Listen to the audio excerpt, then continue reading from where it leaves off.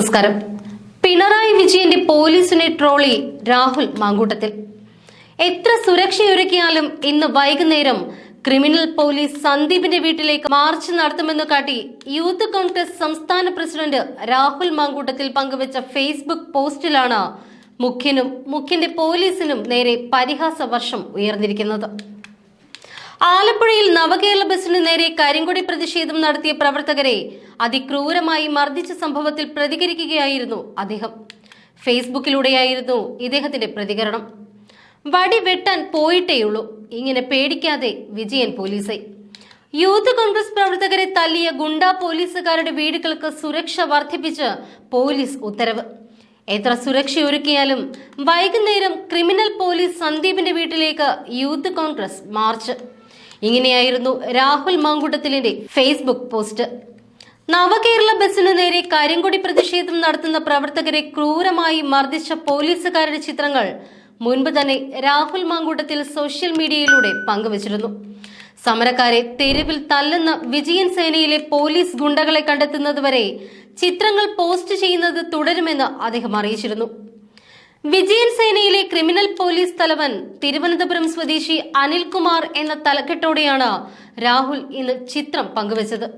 ഇതേ ഉദ്യോഗസ്ഥനെതിരെ പ്രതിപക്ഷ നേതാവ് വി.ഡി. സതീശനും രംഗത്തെത്തിയിരുന്നു. മുഖ്യമന്ത്രിയുടെ ഗൺമാനും എസ്കോർട്ട് പോലീസുകാർക്കും അധിക സുരക്ഷ നൽകാൻ കമ്മീഷണർ നിർദ്ദേശിച്ചതിന് പിന്നാലെ എസ്കോർട്ട് ഉദ്യോഗസ്ഥൻ സന്ദീപിന്റെ തിരുവനന്തപുരത്തെ വീട്ടിലേക്ക് യൂത്ത് കോൺഗ്രസ് മാർച്ച് നടത്തിയിരുന്നു. യൂത്ത് കോൺഗ്രസ് ജില്ലാ കമ്മിറ്റിയുടെ നേതൃത്വത്തിലുള്ള മാർച്ച് വീടിന് സമീപം പോലീസ് ബാരിക്കേഡ് തടഞ്ഞു. ഇതേ തുടർന്ന് പോലീസും യൂത്ത് കോൺഗ്രസ് പ്രവർത്തകരും തമ്മിൽ സംഘർഷമുണ്ടായി. തുടർന്ന് പ്രവർത്തകരെ തുരത്താൻ പോലീസ് ജലപീരങ്കി പ്രയോഗിച്ചു. യൂത്ത് കോൺഗ്രസ് പ്രവർത്തകരെ മർദ്ദിച്ച പോലീസുകാർക്കെതിരെ ആക്രമണ സാധ്യത എന്ന മുന്നറിയിപ്പിനെ തുടർന്നാണ് മുഖ്യമന്ത്രിയുടെ ഗൺമാനും എസ്കോർട്ട് പോലീസുകാർക്കും അധിക സുരക്ഷ നൽകാൻ കമ്മീഷണർ നിർദ്ദേശിച്ചത്. ഗൺമാൻ കെ അനിലിന്റെയും എസ്കോർട്ട് ഉദ്യോഗസ്ഥൻ സന്ദീപിന്റെയും വീടിന് പോലീസ് കാവലേർപ്പെടുത്തി. തിരുവനന്തപുരം കമ്മീഷണറുടേതാണ് ഉത്തരവ്. Gunman K Anil, civil police officer Sandeep ഉൾപ്പെടെയുള്ള 4 പേരാണ് ഇന്നലെ ആലപ്പുഴയിൽ വെച്ച് മുഖ്യമന്ത്രിയെ വഴിയിൽ കരിങ്കൊടി കാണിച്ച യൂത്ത് കോൺഗ്രസ് പ്രവർത്തകരെ മർദ്ദിച്ചത്. ഇതിനെതിരെ വ്യാപകമായ പ്രതിഷേധം ഉയർന്നിരുന്നു. യൂത്ത് കോൺഗ്രസ് പ്രവർത്തകരെ മർദ്ദിച്ച പോലീസുകാരുടെ ഫോട്ടോ നിരവധി കോൺഗ്രസ് പ്രവർത്തകരുടെ വാട്സ്ആപ്പ് ഗ്രൂപ്പുകളിലും മറ്റും വ്യാപകമായി പ്രചരിക്കുന്നുണ്ട്. ഈയൊരു പശ്ചാത്തലത്തിലാണ് ഇന്റലിജൻസിന്റെ മുന്നറിയിപ്പ് കമ്മീഷണർക്ക് ലഭിച്ചത്. ഗൺമാന്റെയും എസ്കോർട്ട് പോലീസുകാരന്റെയും വീടുകളിലേക്ക് കോൺഗ്രസ് പ്രവർത്തകർ പ്രതിഷേധവും ആക്രമണവും നടത്താൻ സാധ്യതയുണ്ട് എന്നാണ് ഇന്റലിജൻസ് റിപ്പോർട്ടിൽ പറയുന്നത്.